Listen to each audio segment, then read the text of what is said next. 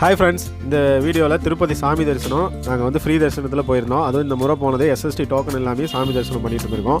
எப்படின்னு பாருங்கள், உங்களுக்கு ரொம்ப யூஸ்ஃபுல்லாக இருக்கும். இதுக்கு முன்னாடி வீடியோவில் நாங்கள் திருப்பதி எப்படி வந்தோம், எங்களுக்கு திருப்பதியில் எப்படி ரூம் கிடச்சதுங்கிற நிறைய தகவல்களை வந்து ஷேர் பண்ணியிருக்கேன். ஸோ உங்களுக்கும் பாருங்கள், உங்களுக்கு யூஸ்ஃபுல்லாக இருக்கும். ஸோ வாங்க இந்த வீடியோவில் நம்ம சாமி தரிசனம் எப்படி செஞ்சோம் அப்படிங்கிறத உங்களுக்கு நான் தெளிவாக சொல்கிறேன்.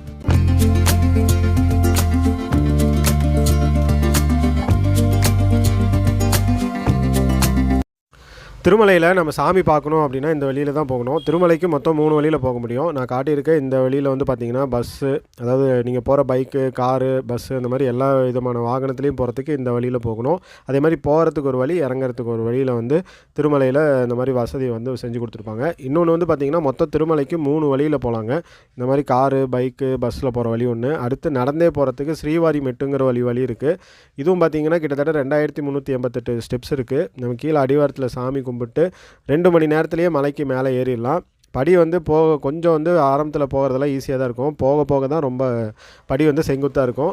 2 மணி நேரத்தில், மேக்ஸிமம் 2.5 மணி நேரத்தில் வயசானவங்களாக இருந்தால் கூட ஏறிடலாம்.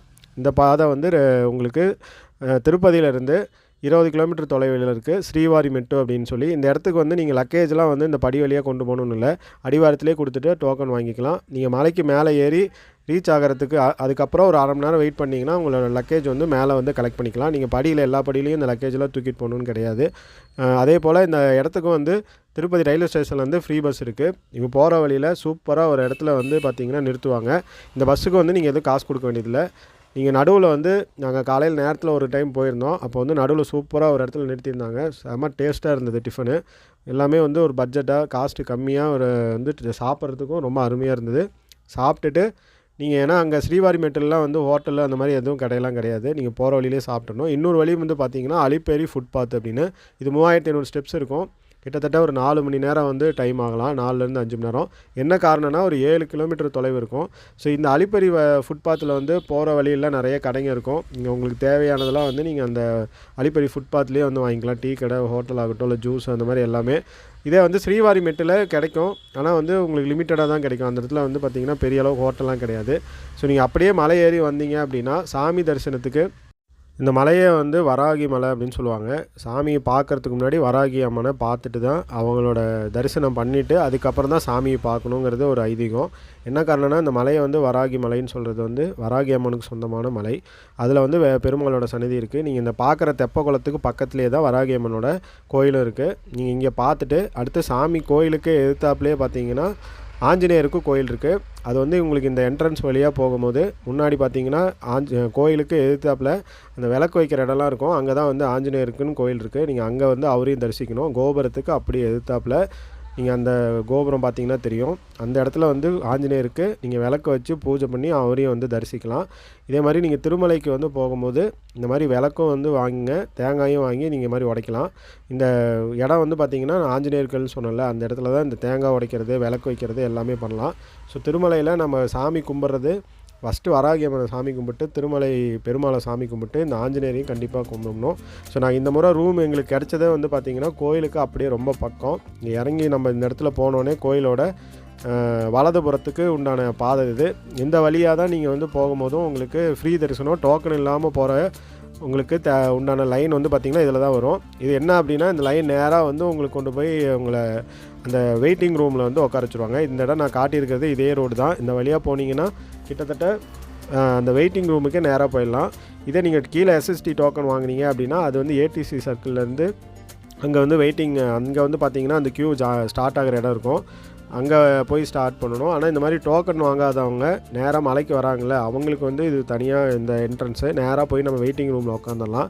ஆனால் நீங்கள் போகிறதுக்கு முன்னாடி இந்த மாதிரி அன்னதானமும் வந்து இலவச அன்னதானம் ஒரு திருமலையில் ஒரு 3-4 இடத்துல போடுவாங்கன்னு நினைக்கிறேன். நாங்கள் வந்து ரெகுலராக பார்த்திங்கன்னா இந்த கோயிலுக்கு போகிற வழியிலேயே ஒரு அன்னதானம் கூட இருக்கும். அங்கே தான் நாங்கள் சாப்பிடுவோம். செம டேஸ்ட்டான சாப்பாடு. எப்போ சாப்பிட்டாலும் அந்த சாதத்தோட டேஸ்ட் வந்து ஒரே மாதிரி இருக்கும். நாங்கள் இந்த முறையும் போய் திருமலையில் இலவச சாப்பாடு அன்னதானம் சாப்பிட்டோம். நல்லா சாப்பாடு எல்லாமே சூடாக, ஒவ்வொன்றும் வந்து சாம்பார், ரசம், மோருன்னு எல்லாமே அட்டகாசமாக இருக்கும். இது மலையில் கிடைக்கிற சாப்பாடு சாப்பிட்றதுக்கு அவ்வளோ வந்து கோயிலில் கொடுக்குற சாப்பாடுங்கிறதுனால இல்லை, ரொம்ப டேஸ்ட்டு சூப்பராக இருக்கும். அதே மாதிரி சாப்பாடு வாங்குறதும் வந்து நீங்கள் வேஸ்ட் பண்ணாமல், ஒரு பருக்கு கூட வேஸ்ட் பண்ணாமல் எவ்வளோ வேணுமோ அதை வாங்கி சாப்பிடுங்க. ஏன்னா கேட்க வச்சுட்டு தான் இருப்பாங்க. உங்களுக்கு எவ்வளோ உங்களால் முடியுமோ அந்த சாப்பாடு வாங்கி வேஸ்ட் பண்ணாமல் சாப்பிட்டுட்டு வாங்க. இதே போல் நீங்கள் மேலே அன்னதானத்துக்கும் வந்து நீங்கள் இது கொடுக்கலாம், டொனேஷன் மாதிரி கொடுக்கலாம். அந்த கவுண்டரும் வந்து ஒரு பெரிய அன்னதானம் கூட இருக்கும், அது பக்கத்துலேயே இருக்குது. ஸோ இந்த வழியாக தான் நம்ம வந்து ஃப்ரீ தரிசனம், டோக்கன் இல்லாத தரிசனத்துக்கு போகிறவங்க சர்வ தரிசனம், ஃப்ரீ தரிசனம்னு சொல்லுவாங்க. அவங்களுக்கு உண்டான என்ட்ரன்ஸ் வந்து இந்த வழியில் தான் போகணும்.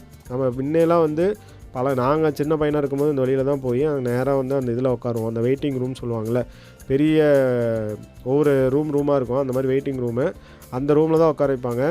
ஸோ இந்த இதுலேயே வந்து நீங்கள் நடக்கும்போது சைடில் உங்களுக்கு தேவையான ஃபோனு, லக்கேஜ் எல்லாமே கலெக்ட் பண்ணுறதுக்கும் இந்த இடம்லாம் இருக்குது. நீங்கள் இல்லை டோக்கன் வாங்காமல் தரிசனம் பண்ணுறவங்களுக்கும் பார்த்தீங்கன்னா கொஞ்சம் தூரம் உள்ள லைனுக்குள்ளே போய் நீங்கள் அங்கேயே கூட ஃபோனு, உங்கள் லக்கேஜ் எல்லாமே கொடுத்துடலாம். நான் காட்டியிருக்க இந்த இடம் தான். போய் ரைட் சைடில் போனோம் அப்படின்னா, நான் வந்த வழி இது, போய் இப்படி நேராக போய் ரைட்டில் இப்படி போனோம் அப்படின்னா இந்த இடம் காட்டியிருப்பாங்க. ஸோ இந்த வழியாக தான் நம்ம டோக்கன் வாங்காதவங்களுக்கு, எஸ்எஸ்டி டோக்கன் வாங்காதவங்களுக்கு உண்டான க்யூ வந்து இங்கே தான் ஸ்டார்ட் ஆகுது. நீங்கள் இதில் போனீங்க அப்படின்னா கிட்டத்தட்ட ஒரு 15 நிமிஷத்துலேயே வந்து உங்களுக்கு அந்த வெயிட்டிங் ரூம் எல்லாத்தையும் வரிசையாக உட்கார வச்சுருப்பாங்கள்ல, அந்த ரூமில் கொண்டு போய் உட்கார வைப்பாங்க. நாங்கள் போனது வந்து 6ஆம் தேதி மார்ச் 2025. நாங்கள் இந்த லைனில் நடக்கும்போது 2:30 மணி இருக்கும், மதியம் சாப்பிட்டு லைனுக்கு போகும்போது. ஸோ நாங்கள் இங்கே போய் பார்த்தீங்கன்னா எங்களுக்கு அந்த 2:30 மணிக்கு நாங்கள் தரிசன டோக்கன் வாங்கினோம். அதில் வந்து என்னென்னா ஆதார் கார்டை கூட கேட்க மாட்டாங்க, உங்களோட ஃபோட்டோ மட்டும் தான் எடுப்பாங்க. இந்த இடம் வந்து பார்த்திங்கன்னா நீங்கள் வந்து கொண்டு போகிற லக்கேஜ் இது எல்லாமே கொடுத்துக்கலாம், ஓட வேணாம் அப்படின்னு சொல்லி கொடுத்துருக்காங்க. அதே மாதிரி நாங்கள் 6ஆம் தேதி எங்களுக்கு நாங்கள் டோக்கன் வாங்கினது வந்து பார்த்திங்கன்னா எங்களுக்கு தரிசனம் கொடுத்தது வந்து 7ஆம் தேதி நைட்டு 11 மணிக்கு கொடுத்துருந்தாங்க. ஏன்னா 6ஆம் தேதி நாங்கள் மதியம் தான் அந்த டோக்கனே வாங்கினோம். ஐயோ ஒரு நாள் ஆகிடுமா அப்படின்னு நினச்சிட்டு இருந்தோம். நைட்டு கிட்டத்தட்ட ஒரு 10:30 மணிக்கு 11 மணிக்கு வந்து அந்த இது வந்து ஓப்பன் பண்ணாங்க. நாங்கள் வெயிட் பண்ண டைமு கிட்டத்தட்ட 6-7 மணி நேரமே நாங்கள் அதில் உட்காந்துட்டு இருந்தோம். 2 டைம் சாப்பிட்டோம். நல்ல அருமையான சாமி தரிசனம். வியாழக்கிழமை விஸ்வரூப தரிசனம் முடிச்சுட்டு லட்டு பிரசாதம், கடவுளோட லட்டு பிரசாதம் வாங்கிட்டு சாமியையும் வந்து வியாழக்கிழமை அந்த நிஜரூப தரிசனம்னு சொல்லுவாங்க. பயங்கரமான கூட்டம். நைட்டு 11 மணிக்கு எங்களுக்கு சாமி தரிசனத்துக்கு ஓப்பன் பண்ணாங்க. நாங்கள் சாமி பட்டு வரும்போது 1 மணி ஆகிடுச்சு. இந்த இடம் வந்து உங்களுக்கு எல்லாத்துக்குமே தெரியும், இந்த ஏடிசி சர்க்கிள்னு சொல்லுவாங்க. இந்த இடத்துலேருந்து தான் நம்ம ஃப்ரீ தரிசனத்துக்கு இந்த எஸ்எஸ்டி டோக்கன் வாங்கிட்டு போகிறது, 300 ரூபா தரிசனம், விஐபி பிரேக் தரிசனம் எல்லாத்துக்குமே இந்த வழியில் போகணும். எங்களுக்கு ரூமுமே இந்த டைம் கிடச்சிது அந்த எஸ்எம்சின்னு சொல்லுவாங்க, அந்த லைனில் தான் எங்களுக்கு ரூம் கிடச்சிது. இந்த ஏடிசி சர்க்கிள்லேருந்து லெஃப்ட்டு போனோம் அப்படின்னா ரொம்ப பக்கம். அதே போல் இன்னொரு வழியும் நான் ஏற்கனவே காட்டியிருப்பேன், அந்த படியில் இறங்கி வர மாதிரி. அந்த பக்கமும் போனால் நேராக கோயிலுக்கு போயிடலாம். இது வந்து பார்த்திங்கன்னா சப்தகிரி கெஸ்ட் ஹவுஸ். ஸோ சாமி தரிசனம் இது வந்து பார்த்திங்கன்னா டிடிடி சேனலில் அந்த ஒருக்கா வந்து இந்த மியூசிக் இதெல்லாம் சாமி பாட்டுவாங்க. அந்த இடத்த வந்து பார்த்திங்கன்னா இங்கேருந்து தான் வந்து டெலிகாஸ்ட் ஆகும். இதுவும் வந்து கோயிலுக்கு எதிர்த்தாப்புலேயே இருக்குது. ஸோ சாமி தரிசனத்துக்கு நாங்கள் இந்த முறை போயிட்டு சாமியை பார்த்ததுமே வந்து எங்களுக்கு ரொம்ப ஆச்சரியம். என்ன காரணம்னா எங்களுக்கு அந்த டைம் வந்து ரொம்ப நேரம் வெயிட் பண்ணோம். கடவுளே பையனும் வந்திருக்கான், அவனுக்காக தான் நீங்கள் கொஞ்சம் சீக்கிரம் எங்களுக்கு தரிசன டைம் காட்டுங்கன்னு சொல்லி ரொம்ப நேரம் வெயிட் பண்ணி பார்த்துட்டு இருந்தோம். ஸோ நாங்கள் சாமி தரிசனம் முடிச்சுட்டு இதெல்லாம் சனிக்கிழமை சாமிக்கு வந்து அங்கே ஊஞ்சல் பாட்டு பாடிட்டு இருந்தாங்க. ஊஞ்சலில் வச்சு சாமியை சிறப்பாக அலங்காரம் பண்ணி இது மாதிரி ஊஞ்சல் இதில் வச்சு சாமிக்கு பாட்டு பாடிட்டு இருந்தாங்க. கேட்கவே ரொம்ப இனிமையாக இருந்தது. சனிக்கிழமை நாங்கள் சாமி பார்த்தது வியாழக்கிழமை, ஒரு நாள் வந்து மலையில் தங்கினோம் வெள்ளிக்கிழமை. ஸோ அதோட வீடியோ வந்து அடுத்தடுத்து வரும், கண்டிப்பாக அதையும் மிஸ் பண்ணாமல் பாருங்கள். அதுலேயும் நிறைய தகவல் இருக்குது. கீழே வந்து மலை கோயில் 5 கோயிலுக்கு போய்ட்டு வந்தோம்.